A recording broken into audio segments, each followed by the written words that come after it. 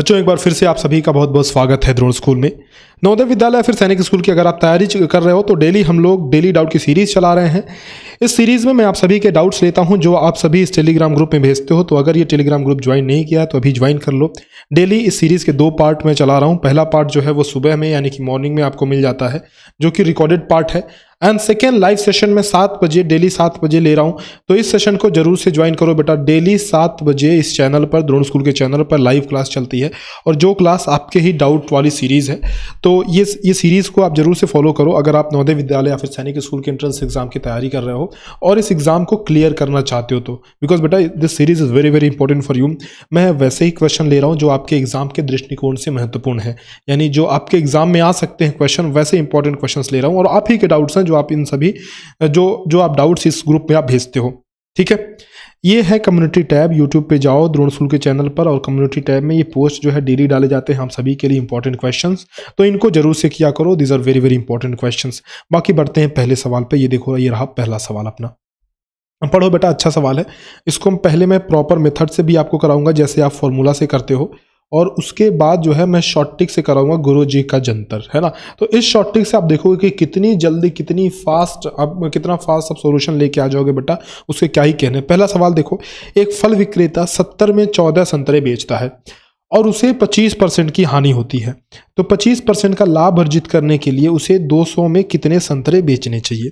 देखो बेटा, पहली बात तो ये है कि 70 में 14 संतरे बेचता है, यानी कि आप ऐसे लिखो कि 14 ऑरेंजेस, 14 संतरे वो बेचता है 70 रुपए में, है ना बेटा।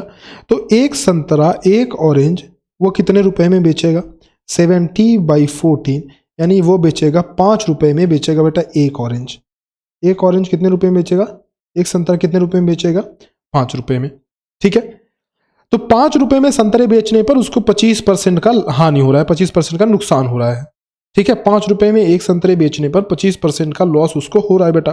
तो मुझे अब क्रय मूल्य निकालना है, यानी कि क्रय मूल्य कहने का मतलब कि एक संतरा बेचा बेटा, इसने बेचा 5 रुपए में, ये तो हमें पता है बात, लेकिन एक संतरा उसने खरीदा कितने में, तो क्रय मूल्य निकालेंगे। क्रय मूल्य निकालने का फॉर्मूला हम सभी जानते हैं बेटा कि विक्रय मूल्य यानी कि SP × 100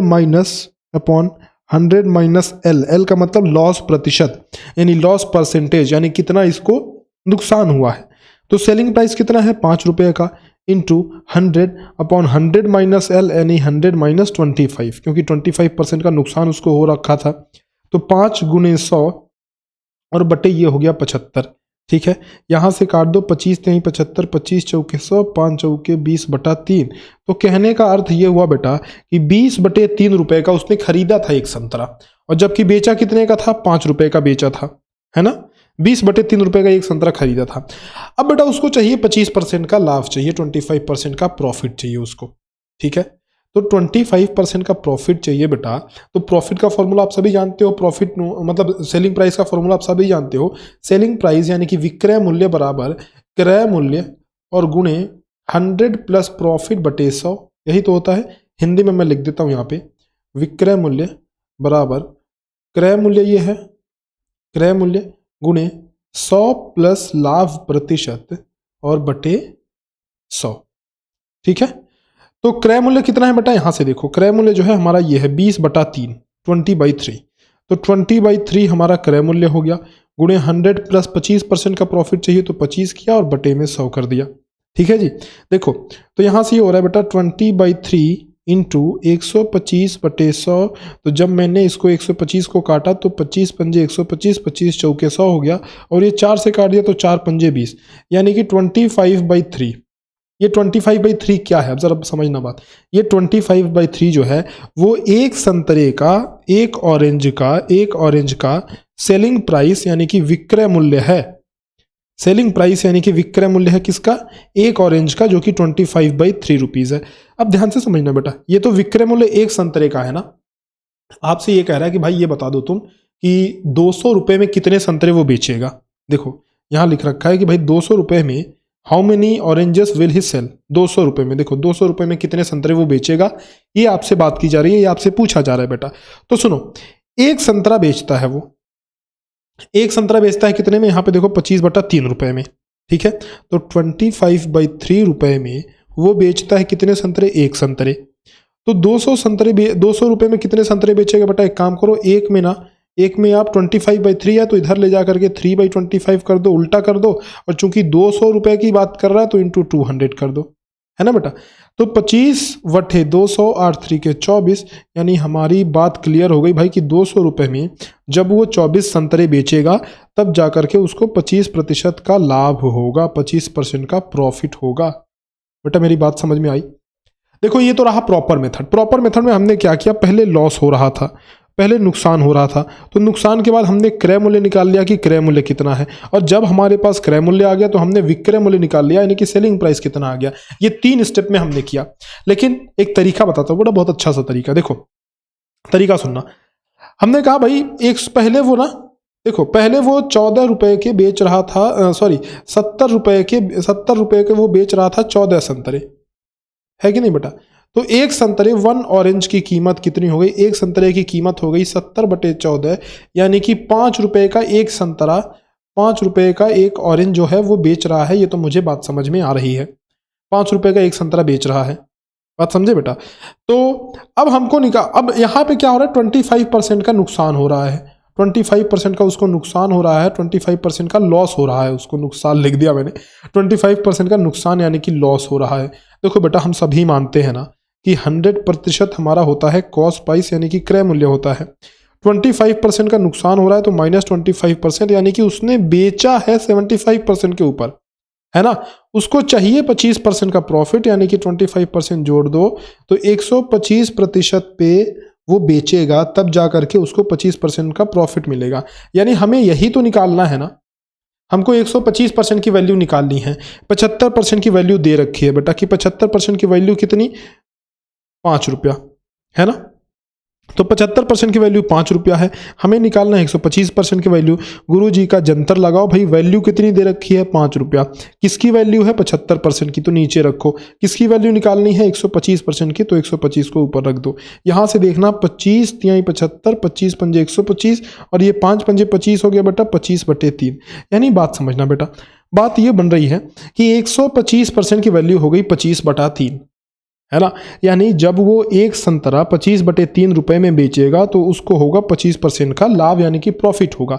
बट ये तो एक संतरे की बात हुई ना, तो एक संतरा वो बेच रहा है कितने में, 25/3 रुपए में बेच रहा है। तो 200 रुपए में बात हो रही है कि 200 रुपए में कितने संतरे बेचेगा बेटा, तो इसको उल्टा लिखो, 25/3 रुपए में वो बेचता है एक संतरा, यानी कि 1 ऑरेंज, है ना। तो 1 रुपए में कितने ऑरेंज बेचेगा भाई, 1 रुपए में वो बेचेगा 1 × 3/25, यानी कि 3/25 ऑरेंज। तो 200 रुपए में कितने ऑरेंज बेचेगा बेटा, 200 रुपए में 3/25 × 200, यानी इसको जब आप सॉल्व करोगे तो 25/200 8 3 के 24, है ना। तो 24 ऑरेंज यानी कि 24 संतरे वो बेचेगा कितने में, 200 रुपए में। बात आ रही है समझ में। देखो कितनी आसानी से हमने किया बेटा। सबसे पहले तो हमने एक संतरे का क्रय मूल्य निकाल लिया कि भैया एक संतरे का क्रय मूल्य था 5 रुपया। अब हम सभी जानते हैं कि 100% कॉस्ट प्राइस होता है, उसने 25% की हानि पे बेचा, मतलब 75% पे बेचा। वो बेचना चाहता है 25% के लाभ पे, यानी कि 125% पे वो बेचना चाहता है। तो हमें दी हुई है 175 की वैल्यू, हमें निकालनी है 125 की वैल्यू। गुरु जी का जंतर लगाया, हमने कहा जी 5 रुपये वैल्यू है, 125 की वैल्यू निकालनी है, ऊपर रखो, 75 की वैल्यू दे रखी है, नीचे रखो, है ना। तो ये फॉर्मूला लगाया सिंपल। गुरु जी का जंतर हमने कई बार आपको पढ़ाया है, इस तरीके से आप बहुत ही आसानी से इस चीज को कर सकते हो। बात आ रही है बेटा समझ में। चलो आई होप कि ये चीज़ आपको आ रही होगी समझ में। बाकी बढ़ते हैं नेक्स्ट क्वेश्चन पे बेटा। बहुत ही आसान से सवाल है, अगर तुम ऐसे करोगे, ये ट्रिक लगाओगे तो आसानी से आप इन सवालों को कर ले जाओगे। चलो बेटा नेक्स्ट क्वेश्चन ये देखो, कह रहा है कि in how much time a train running with the speed of 100 km/h will cross A bridge of length 1 kilometre. 100 kilometre प्रति घंटा की चाल से चलती हुई एक रेलगाड़ी 1 किलोमीटर लंबे पुल को कितने समय में पार कर लेगी। देखो ये एक पुल है बेटा, let's draw a pul here. ये एक पुल है, कितने किलोमीटर लंबा भाई, 1 किलोमीटर लंबा पुल है। अब इधर से अपनी रेलगाड़ी आ रही है छुक छुक छुक छुक करते करते, ठीक है। तो ये जो अपनी रेलगाड़ी है, कह रहा है कि इसकी स्पीड जो है वो 100 किलोमीटर प्रति घंटे है, और ब्रिज की लंबाई 1 किलोमीटर है बेटा, है ना। इसकी स्पीड है 100 किलोमीटर प्रति घंटे और ब्रिज की लंबाई है 1 किलोमीटर। तो एक बात बताओ बेटा, ब्रिज की लंबाई है 1 किलोमीटर और 100 किलोमीटर प्रति घंटे की चाल से चलती हुई रेलगाड़ी आ रही है।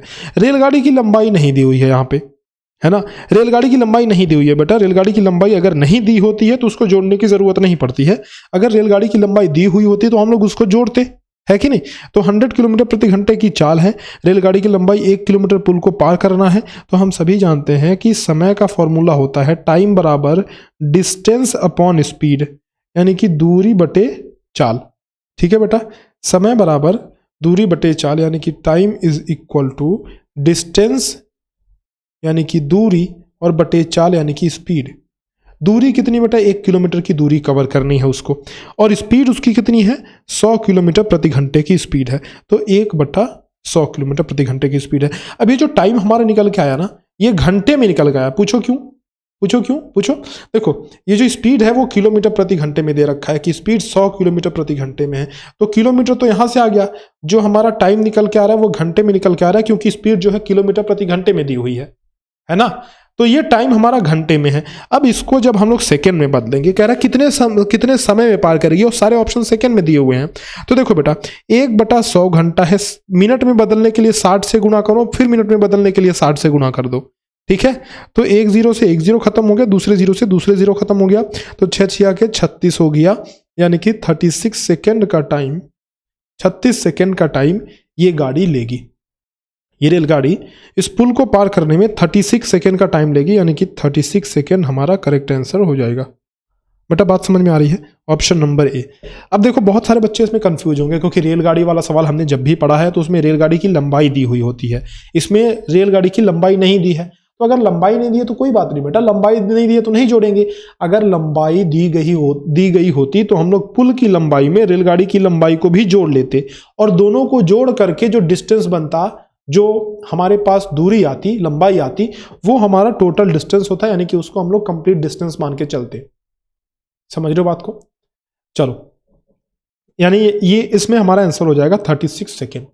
बढ़ते हैं अगले क्वेश्चन पे। देखो बेटा, अच्छा ये करें या फिर ये वाला करें, एक और क्वेश्चन करेंगे। अच्छा ये वाला करते हैं बेटा, ये अनुपात का क्वेश्चन है, थोड़ा सा अलग है। प्रॉफिट एंड लॉस का तो हमने इसके पहले भी एक किया ही। कह रहा है कि 49 संबंध 68 के अनुपात में के सभी पदों में क्या जोड़ा जाए ताकि यह 3/3 संबंध 4 बन जाए।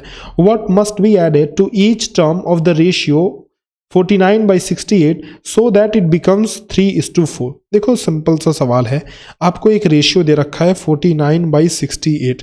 कह रहा है कि ऊपर और नीचे दोनों टर्म में, मतलब कहने का मतलब ये हो गया कि भाई ऊपर भी तुम जो ऐड कर रहे हो ना, जो जोड़ रहे हो उसको ऊपर भी जोड़ो और उसको नीचे भी जोड़ो। और ये काम करने के बाद, जब हम ऊपर जोड़ रहे हैं नीचे जोड़ रहे हैं, ये काम करने के बाद जो रेशियो आना चाहिए वो 3/4 का रेशियो आना चाहिए। सिंपल सा सवाल आपका यही कहना चाह रहा है। 4 का गुना इसमें कर दो, 3 का गुना भी इसमें, 3 का गुना इधर कर दो, तो 4 हम इधर लेके आ गए बेटा, तो 49 प्लस एक्स हो गया इज इक्वल टू 3 का मल्टीप्लीकेशन कर रहे हैं 68 प्लस एक्स में। 4 का गुना 49 में करोगे तो 4 चौका 16, 4 9 36, यानी कि 196 हो गया, और plus 4x, 196 plus 4x is equal to 3 × 68, 3 × 18, 180, और 3/24 यानी कि 204 प्लस 3x हो गया इधर। इसको इधर ले आकर के 3x घटा दो तो 4x minus 3x is equal to 204 and minus 196। यहाँ से x की वैल्यू आ गई बेटा कितनी, 8 आ गई। ठीक है, तो x की वैल्यू 8 आ गई। यानी कहने का मतलब ये है कि अगर हम लोग 8 जोड़ें, बात समझना, कहने का मतलब ये है कि अगर हम लोग 8 जोड़ें इन दोनों टर्म्स में, ऊपर वाले में भी नीचे वाले में भी, तो हमारा जो रेशियो है वो इतना बन के आ जाएगा। जरा जोड़ के देखते हैं भाई। यहाँ से तो हमारा 8 जो है, ये 8 जो है करेक्ट आंसर सही है, ये जो आंसर हम लेके आए ये सही है, लेकिन एक बार जोड़ के भी देख लेते हैं, एक बार देख लेते हैं भाई सही में सही आ रहा है कि ऐसे ही। ठीक है, तो ये है 49/68। तो एक काम करते हैं बेटा, एक पेज सादा सा लेते हैं एंड 49/68 में काम करते हैं, दोनों जगह 8 जोड़ते हैं। ऊपर भी मैंने 8 जोड़ा, नीचे भी 8 जोड़ा। इसमें ऊपर 8 जोड़ा तो 57 हो गया, इसमें 8 जोड़ा तो 76 हो गया। देखो 19 से मैं काटने जा रहा हूँ, काट दो पक्का। 19 × 57, 19 × 76। तो बेटा 3/4 आ गया नहीं आ गया, बोलना 3/4 आ गया नहीं आ गया। 3/4 का मतलब 3:4। तो क्या ये वही रेशियो है जिसकी हमें तलाश थी, जिसको हम ढूंढ रहे थे, बोलो, है ना। तो 3 संबंध है 4 ये बन गया। तो यानी 8 ही हमारा सही आंसर है। अगर हम इन दोनों टर्म्स में ऊपर और नीचे अगर हम लोग 8 जोड़ देते हैं तो हमारा आंसर आ जाएगा 3 संबंध है 4। ठीक है बेटा, चलो आई होप कि ये चीज़ें सारी आपको समझ में आई होंगी। बाकी ऐसे ही प्रैक्टिस करते रहो, लगातार लगे रहो, आपका एग्जाम जरूर निकलेगा अगर आप मेहनत करते हो तो। अगर ये अर्जुन बैच नहीं ले रखा है, ये ले लो, द्रोण स्कूल के ऐप में जाओ, इसमें इनरोल कर लेना। अर्जुन बैच में video lectures, exercise material, chapter test, Telegram group सब कुछ इसमें मिलने वाला है। अगर आप नवोदय विद्यालय 2024 की तैयारी कर रहे हो तो we are running Navodaya alpha batch in the same app that is Drona school. Download the app from Play Store. जैसे कि आप सभी ऐप डाउनलोड करते हो तो इस ऐप को भी प्ले स्टोर से डाउनलोड कर लेना। इसमें सारी फैसिलिटीज वो मिलने वाली हैं जो आपको इस बैच में मिल रही हैं, यानी कि अर्जुन बैच में मिल रही हैं। साथ ही साथ if you are preparing for Sainik school entrance examination 2024 that is AISSEE 2024 you can join our batch Sainik Alpha batch. We are running for preparation of Sainik School entrance examination. We are providing the same facilities, same features in this batch as well. Video lectures, exercise questions, chapter test and telegram group, everything will be provided to you in the batch itself. If you are facing any problem in order to buy the batch, you can call us on 6260388361 or you can drop us message on WhatsApp 6260388361. ठीक है, ये चीज़ है 10 mock test की series जो है ये जल्दी ही आपको 50 मॉक टेस्ट की सीरीज आपको ऐप में देखने को मिलेगी। तो ये 50 मॉक टेस्ट भी आप ले सकते हैं या फिर 10 मॉक टेस्ट, आपकी मर्जी, एज योर विश। बाकी नवोदय मॉडल पेपर की जो ये सीरीज है 50 मॉडल पेपर की सीरीज विद वीडियो सोल्यूशन, ये बहुत ही हेल्पफुल साबित हुआ है सभी बच्चों के लिए जिन्होंने भी पिछली बार एग्जाम दिया है इसको पढ़ करके, क्योंकि सारे के सारे क्वेश्चन इसी पैटर्न पे इसी पेपर से आए हैं बेटा। तो इसको जरूर से सॉल्व कर लेना एग्जाम से पहले। बाकी मुस्कुराते रहो, पढ़ते रहो, मेहनत करते रहो, आप सभी को नवोदय में पास तो जरूर होना है। चलो बेटा, मिलते हैं आपसे नेक्स्ट लेक्चर में, तब तक के लिए अलविदा, धन्यवाद।